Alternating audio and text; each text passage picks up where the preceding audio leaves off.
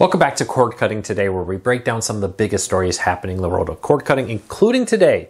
Dish's CEO talks about a possible merger with DIRECTV. We got what's happening there and some insight from leaks and what's probably holding it up. Some local Fox television stations will start syndicating and airing NFL Network content. And Warner Bros. Discovery releases some earnings, talks about Max's success and what's happening there. This is news and a whole lot more coming up. My final day here, heading home. I'll see you on Monday back in the studio. Thanks for your support as I traveled over the last week and some. All right, let's dive into it. If you're new here, first though, don't forget the stories are linked to down below. If you want to learn more about a story I talk about, put a link to each story there in the first pinned comment in the show notes. Second, if you're new here, do me a big favor. Hit that subscribe button, hit that thumbs up. Let YouTube know you enjoy what we do here so YouTube recommends our videos to more people. We would really appreciate it. Now with that said, let's dive into it. This week, DIRECTV and Dish merger talks heated up a little bit as Dish's CEO during its earnings call took a question about a possible merger. And in it, he clearly once again broke down what has been happening for some time and been said. He said he can't speak for the inevitability of it because a lot of people have said it's inevitable that much like SiriusXM or merged from Sirius and XM Radio, that Dish and DIRECTV will merge. So Dish Direct or Direct Dish, I don't know. Any good names for a combined service, leave me a comment, let me know. But in it, he said, both businesses are attacked from content providers and face other challenges. The opportunity is there, has always been there, and is a matter of us getting to finding the right time and economics to look at it. So this has been a long talk. AT&T for some time now has said, DIRECTV is still making the money. They're just getting, as a majority owner, but as an independent company, they're just pulling the profits out. At some point, whatever deal they'll have to do would need to be more profitable than that. Second, there's been a lot of concern, according to reports, about Dish's financial stability. There's even some people talking about potential bankruptcy of Dish. And I think that's a little early to be panicking about that, but it's definitely on the radar and things to be considering. And Dish may do it just to try to break free from some debt, reorganize, and come back to focus on its wireless and TV business. Though I think it's far from a foregone conclusion that will happen.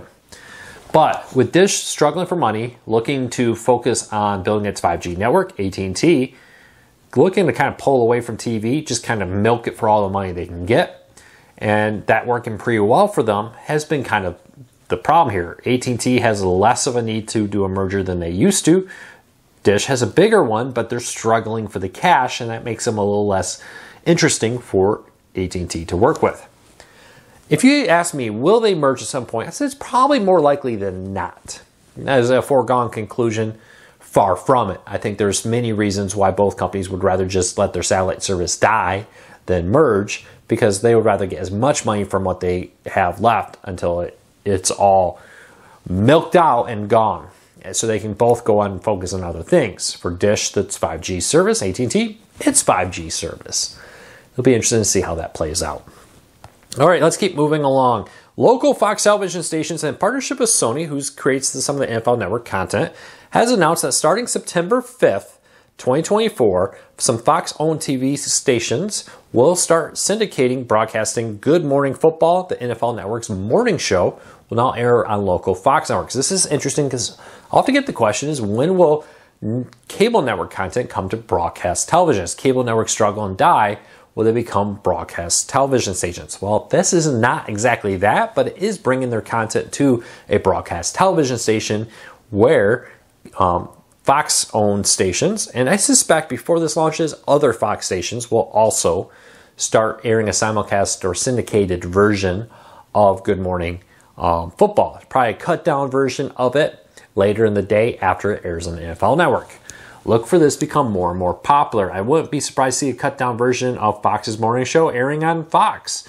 For Fox News airing on Fox. MSNBC may be coming to NBC. It's kind of cheap content. If you think about it, I already created the content for NFL Network. I create a curated cut-down version of it and rebroadcast it with ads again against local Fox stations. I don't have to pay them to re-record something. I just take what was already produced, created, edit it down, which is very simple and relatively cheap to do, and rebroadcast it and put ads against it on broadcast television, expanding its reach. Makes perfect sense why they're doing that. Be interesting to see how it all plays out with it. But fingers crossed that this becomes more popular and we see other networks do something similar.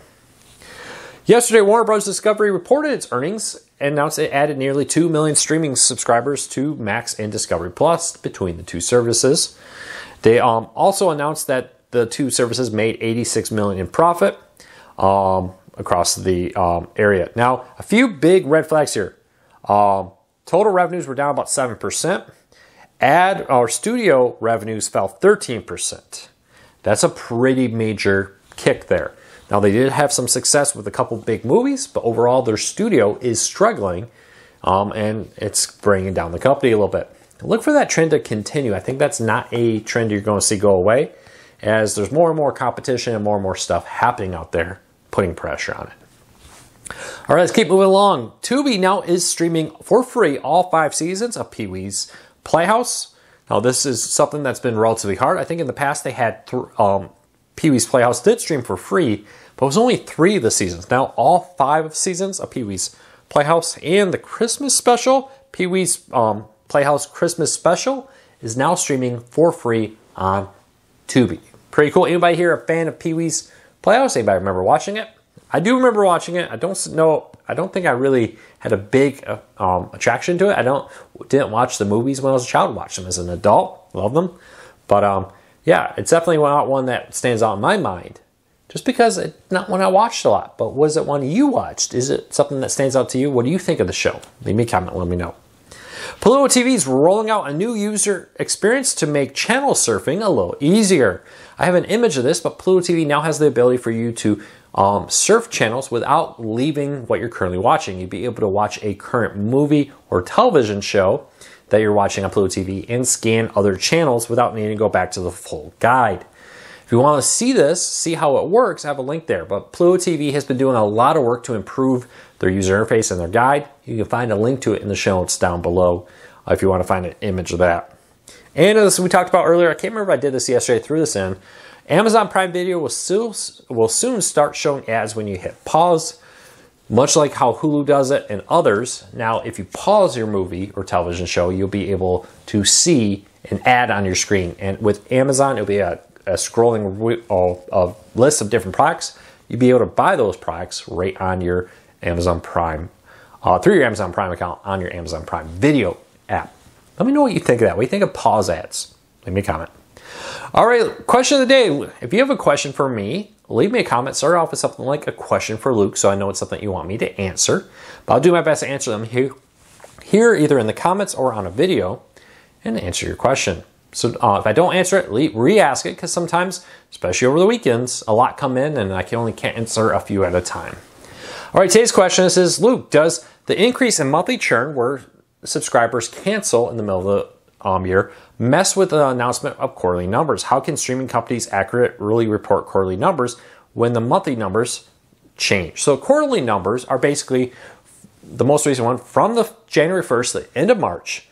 How many people did you have at the beginning of the month, and how many people are at the beginning of the quarter? How many did you have at the end? So when they report that in the first quarter, Pluto TV or Tubi or Crackle, whoever added so many active accounts, or Paramount Plus or Max added so many paid subscribers, they look at how many they had at the beginning of the quarter, how many they had at the end. Did that number go up or down? Now, it's very possible that number went like this during that time, up and down, but the overall trend is one way or the other. And that's what they do with the quarterly numbers, is they just report, hey, at the end of the quarter. Now, there are different ones out there that break it down, but when you hear things like monthly average active users, again, that's the average over the entire time. Hey, we had X amount in January, X amount in February, X amount in March. The average of all 3 months is Y, 90 million, let's say. So we had 90 million average or active users during the quarter. So that's how they break it down. Yes, it is an up and down number, but that's how companies break these down and track them. It's the widely accepted way to do it. So you are right that it is very possible that January had more subscribers, it went down in February, and then in March it skyrocketed for one reason or another. Or you added subscribers in January and February, but you went down in March, but overall you added 2 million subscribers like Max and Discovery Plus did. That's how it works. Does that answer your question? I hope it does. If you have a question you want me to explain or break down or address, leave me a comment. Start with a question for Luke. Would appreciate it. Speaking of growing numbers, we've added thousands of new subscribers in the last month. Huge thank you. A huge thank you for your support and understanding as I travel with family. I've made a commitment to spend more time with my family this year. I really do thank you for everybody's for support in that. I will be back Monday in the regular cord cutting news tech lab to record our next video in the studio. I'll see you then. Have a fantastic weekend. Take care. Be safe. Maybe there'll be some breaking news. There was yesterday. I posted a special video. If there are, I may throw up a video. We'll see if I have time. Have a fantastic day, everybody. Take care. Be safe.